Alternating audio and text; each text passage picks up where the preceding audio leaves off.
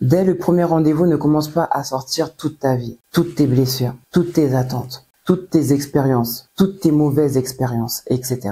Donc ne réagis pas lorsqu'une personne vient te voir avec sa version. Essaye d'avoir l'autre version. Et si tu n'as pas la possibilité d'avoir l'autre version, fais attention à ce que tu vas dire. Le silence va protéger tes intérêts, mais aussi les intérêts de tes enfants. Le silence va protéger tes intérêts, mais aussi les intérêts de tes finances. Tu comprends ce que je veux dire? Donc, le silence va te protéger. Le silence va te préserver.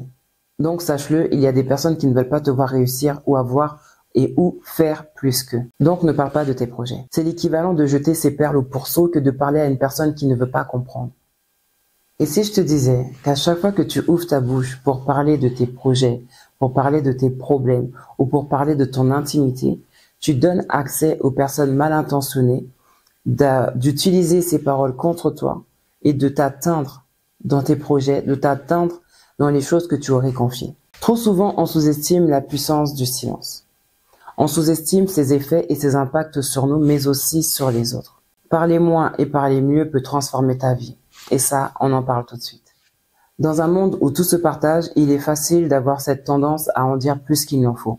Si tu en dis trop devant une personne qui a pour objectif de te soutirer quelque chose ou bien de te faire tomber dans ses filets, tout ce qu'elle aura à faire, c'est de t'écouter et ensuite de mettre à exécution tout ce que tu lui auras confié, de sorte à gagner ta confiance, de sorte à te faire baisser ta garde, de sorte à te faire tomber dans ses filets et ainsi mettre ses projets à exécution contre toi. Quand on parle trop, on offre une carte détaillée de nos vulnérabilités à des personnes qui sont mal intentionnées, à des personnes qui ont de mauvaises intentions envers nous. Si je devais te donner un exemple, je te donnerais l'exemple de Samson et Dalila. Dalila s'y est prise à plusieurs reprises pour obtenir de Samson son secret et d'y associer aussi une attitude qui va avec. Dalila a obtenu de Samson ce dont elle avait besoin pour le faire tomber. Il faut que tu saches qu'il y a certains aspects de ta vie qu'il faut que tu protèges. Il y a certains domaines de ta vie qui doivent rester dans l'ombre, comme tes problèmes de famille, tes problèmes de couple, tes problèmes financiers, tes projets, tes ambitions et consorts. Par exemple, si tu as des projets, ne parle pas trop vite de tes projets. Pourquoi? Parce que, à force de parler de tes projets à des personnes qui n'ont pas forcément la même ambition que toi, tu peux te retrouver découragé face à certains commentaires, face à certaines critiques, face à un manque de réceptivité de la part de l'autre. Tu peux te retrouver face à des personnes qui ne veulent pas te voir avancer, qui ne veulent pas te voir réussir, vont avoir un jugement négatif sur ton projet, sur tes ambitions, sur tes idées. Il y a des personnes qui veulent réussir, mais qui ne veulent pas voir les autres réussir. Il y a des personnes qui ne veulent pas voir les autres atteindre leur niveau ou dépasser leur niveau. Donc, sache-le, il y a des personnes qui ne veulent pas te voir réussir ou avoir et ou faire plus qu'eux. Donc, ne parle pas de tes projets. Il pourrait m'être dit, oui, mais dans ce cas, auprès de qui avoir les conseils dont on a besoin? Quand il y a une multitude de conseillers, les projets réussissent. Donc, si tu as des projets, parle à des professionnels, parle aux personnes qui sont là où tu veux être. Mais ne parle pas de tes projets à des personnes qui ne sont pas à ce niveau-là. Ne parle pas de tes projets à des personnes qui ignorent la position que tu veux atteindre, la position où tu veux être. Parce que certaines personnes sauront avoir les mots pour te décourager, sauront être des oiseaux de mauvais augure, sauront être des prophètes de malheur, etc. Ils ne verront que le mal dans ton projet plutôt que le bien. Ils ne verront que l'échec dans ton projet plutôt que la réussite. Et on peut développer longtemps comme ça. Quand tu gardes le silence, tu es au contrôle. Et quand tu fais ce que tu as à faire et que ça a réussi, ce qui doit se savoir se saura. Comme on dit, garde le silence et tes résultats, ta réussite fera le bruit. Voilà. Parce que trop parler peut tuer tes projets, tuer tes relations, tuer tes ambitions, tuer. Et là, c'est pareil. Si je te donne un exemple, je prendrai celui de Joseph. Joseph, il a parlé de ses rêves à ses frères et ses frères ont cherché à le tuer par la suite. D'accord? C'est un plan qui n'a pas pu être mené à exécution, mais on comprend par là aussi qu'il est compliqué et qu'il est même dangereux de parler de ses projets à certaines personnes. Parce que ces personnes ne voudront pas te voir les dépasser, faire plus qu'eux, avoir plus qu'eux. Donc garde tes projets pour toi. Ne montre pas ce que tu fais, mais montre ce que tu as fait. Et des fois, tu n'auras même pas besoin de montrer ce que tu as fait parce que ce que tu as fait ou ce que tu auras fait se montrera de lui-même. Et ça se saura. Et si je devais parler des problèmes de couple, des problèmes financiers ou des problèmes de famille, etc., tout ce qui est d'ordre privé, Garde-le privé, sans quoi ça va se retrouver sur la place publique. Ne te mêle pas de tout ce qui est dit devant toi. Participer à toutes les conversations peut nuire à ton image et peut te faire perdre énormément de temps. Je pense que tu as mieux à faire de ton temps que de tenir des conversations qui vont te faire perdre du temps et nuire à ton image. Il y a des choses qui se font et qui se disent devant toi qui ne nécessitent pas forcément ta réaction, qui ne nécessitent pas forcément une réponse de ta part, ni même un commentaire. Ce que j'entends par là, tu peux être face à une personne qui te parle de ses problèmes de couple. Elle te parle de ses problèmes de couple, mais quand tu commences à y voir quelque chose de suspect, de pas clair, mais que l'autre n'a pas vu, n'a pas compris ou n'a pas discerné, et que lorsque tu les mets en lumière, mais que cette personne ne comprend toujours pas, ou bien commence à te voir en bizarre parce qu'elle se dit peut-être que tu es contre son succès, peut-être que tu es contre la réussite de son couple, peut-être que tu es jaloux ou jalouse de son couple. Cette personne va commencer à te voir en bizarre. Il y a des fois, quand tu parles à une personne et que cette personne ne comprend pas ou ne veut pas comprendre quelque chose que tu as compris, mais qu'elle continue dans sa lancée et qu'elle vienne et qu'elle revienne encore te parler du même problème constamment, à un moment donné, garde le silence. C'est l'équivalent de jeter ses perles au pourceau que de parler à une personne qui ne veut pas comprendre. Ou c'est une personne qui se complaît dans sa situation et qui éprouve un certain bien-être dans les plaintes et les complaintes. Ne te sens pas toujours obligé de parler, ne te sens pas toujours obligé de dire quelque chose.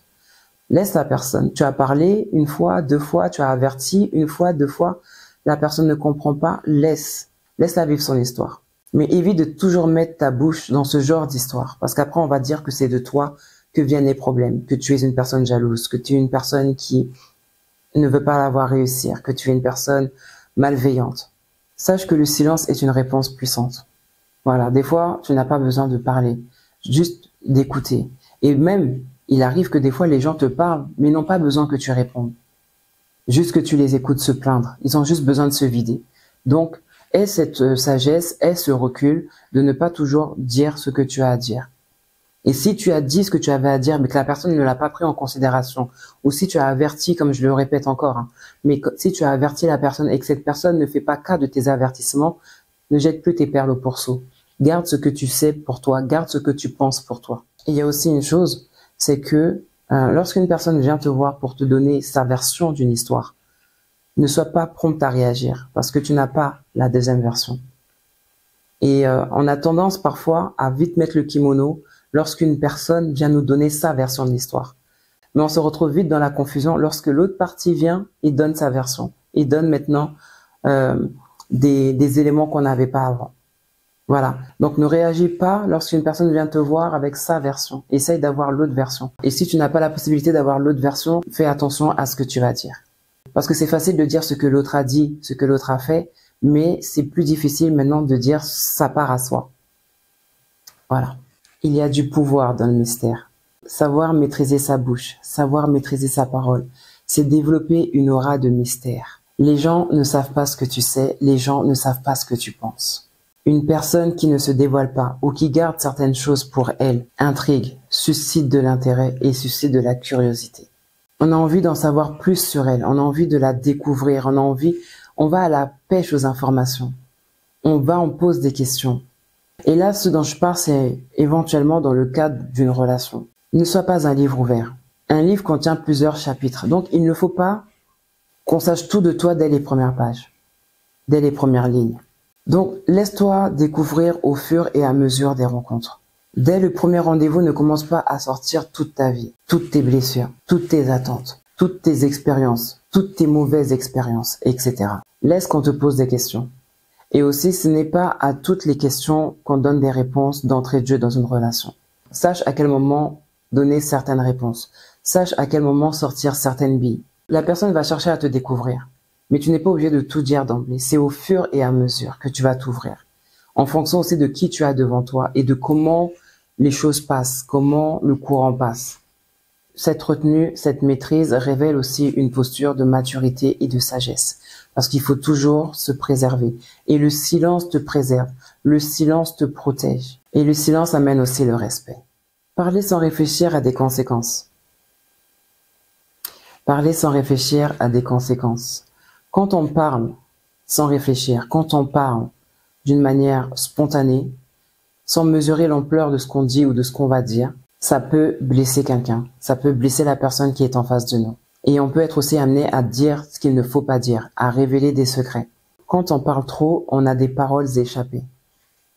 Des paroles qui sortent alors qu'elles ne devaient pas sortir. C'est là que les gens vont dire « Ah, ça m'a échappé ». Quand on parle trop ou quand on parle sans réfléchir, c'est aussi quand on est prompt à répondre à ce que quelqu'un est en train de nous dire, mais qu'on n'est pas prompt à l'écouter. Et donc, on l'écoute pour répondre, mais on ne l'écoute pas pour comprendre ce qu'il nous dit. Et quand on va répondre, on va taper à côté. Parce qu'en fait, on va parler de soi en fonction de soi, mais sans avoir compris l'autre. Donc, parler sans réfléchir, souvent nous met dans l'embarras, souvent nous met dans la honte, nous met dans la gêne. Il est toujours bon de prendre le temps d'écouter l'autre. Il est toujours bon de prendre le temps de comprendre l'autre, de l'écouter pour le comprendre, d'être dans l'écoute active, ce qui permettra à l'autre de développer sa pensée. Et ça fait partie des qualités à développer pour avoir des relations harmonieuses, c'est-à-dire être lent à répondre, mais d'être prompt à écouter et chercher vraiment à comprendre l'autre. Et quand on parle sans réfléchir, c'est parfois au moment où il y a un silence gênant qu'on veut combler. Et quand ça arrive, on va dire ce qui nous passe par la tête. Quand ça arrive, on va dire les choses qui ne sont pas bonnes à dire. Donc supporte ce silence gênant et évite de dire ce qu'il ne faut pas. Tu sais, quand tu ne parles pas, la Bible dit que même un fou, lorsqu'il se tait, il passe pour sage. Donc, ne te dis pas que tu dois à chaque fois parler pour montrer ta sagesse, pour montrer que tu sais, pour montrer tes connaissances. Des fois, juste tu restes dans le silence et tu passes pour sage. Et des fois, tu ne passes pas pour sage. Des fois, tu es véritablement sage. Voilà. Une dernière chose que je voudrais dire, c'est que lorsque les gens viennent chez toi, tu n'as pas besoin de leur dire ce qui se passe chez toi. Ce n'est pas parce que des personnes sont rentrées chez toi qu'elles doivent encore rentrer chez toi. Voilà. Rentrer chez toi en connaissant ce qui se passe chez toi, en connaissant tes problèmes, en connaissant ta santé financière, en connaissant ta santé mentale, ta santé physique, en connaissant ce qui se passe dans ton couple, en connaissant ce qui se passe dans tes enfants, dans leur scolarité, dans leurs... Les gens n'ont pas besoin de savoir. Plus ils en savent sur toi, plus ils peuvent maintenant agir contre toi. Parfois, les gens viennent chez toi juste pour voir si ce qu'ils ont entendu de toi était vrai. Les gens viennent chez toi juste pour constater. Ah, moi j'ai entendu qu'elle vivait dans telles conditions. Ah, moi j'ai entendu que son couple ceci. Je vais aller chez elle, en parlant, je vais en savoir davantage. Toute personne qui vient chez toi n'a pas forcément de bonnes intentions. Il y en a qui viennent pour sonder. Il y a très longtemps, j'avais mis sur mon Facebook, très longtemps parce que Facebook c'est vraiment une application sur laquelle je ne suis pas, et j'avais mis une image qui disait « Fais attention aux personnes qui rentrent chez toi car certaines viennent te visiter juste pour sonder. » Voilà. Toutes les personnes qui viennent chez toi ne viennent pas forcément pour passer du bon temps avec toi. Il y en a qui viennent pour sonder. Il y en a qui viennent pour avoir des confirmations. Et là, j'ai un exemple aussi que je peux te donner. Dans 2 Rois 20-16, je me rappelle plus du nom du roi, mais je sais que ce roi-là, je sais pas si c'est Ézéchias, bref, il était malade. Et il y a des gens qui ont appris qu'il était malade. Et c'était ses ennemis à la base. Mais ils sont venus le voir pour ah, on a appris que tu étais malade, on voulait voir comment tu vas. Lui, il s'est dit, c'est une bonne intention. Il a laissé ces gens rentrer chez lui. Les pièces où il y avait des trésors, toutes les pièces de la maison, il les a montrées. Quand ces gens-là sont partis, il y a un prophète qui est venu le voir et qui lui a dit qu'ont vu ces gens chez toi. Et il leur a dit, ils ont vu tout ce qu'il y avait à voir dans ma maison, je ne leur ai rien caché. Et ce prophète lui a dit, en gros, à cause de ce que tu as fait, en gros, tout ce qu'ils ont vu, ben tu vas le perdre. Et c'est ce qui s'est passé par la suite. Ces mêmes personnes qui étaient venues chez lui s'enquérir de sa santé, etc., avec tout ce qu'il a révélé, tout ce qu'il a mis à découvert pendant leur présence, ces personnes sont revenues et ont pris ses fils et en ont fait des serviteurs dans leur royaume à eux. Il a tout perdu. Tout simplement parce qu'il avait trop parlé. Le silence protège tes intérêts, mais aussi les intérêts des autres. Le silence va protéger tes intérêts, mais aussi les intérêts de tes enfants. Le silence va protéger tes intérêts, mais aussi les intérêts de tes finances. Tu comprends ce que je veux dire? Donc, le silence va te protéger. Le silence va te préserver. Et là, je le redis, ce n'est pas à toutes les questions qu'on répond. Les personnes qui viennent chez toi, qui commencent à poser des questions un petit peu trop profondes, un petit peu trop privées, je n'ai pas obligé de répondre. C'est vrai que tu peux ne pas comprendre au départ et vouloir répondre, mais prends du temps de réflexion avant de répondre et garde certaines choses pour toi, garde certaines choses privées. Donc, je termine en te disant que parler moins, c'est gagner plus de contrôle sur ta vie, plus de respect de la part des autres et gagner plus de paix intérieure. Choisis tes mots ou tes réponses avec sagesse ou garde le silence par sagesse et par protection. Surtout dans certaines situations, choisis de faire du silence ton allié. Et j'ai un petit bonus, un petit mot de la fin, très court, qui dit « Parler appelle l'adversité, parce que quand l'oreille entend, le cœur n'oublie pas. » Et ça, c'est surtout si tu parles aux mauvaises personnes. Et ça, c'est surtout si tu parles au mauvais moment. Voilà. Voilà, c'est tout pour moi. Je te laisse avec ça. Sur ce, bon courage. Mouah.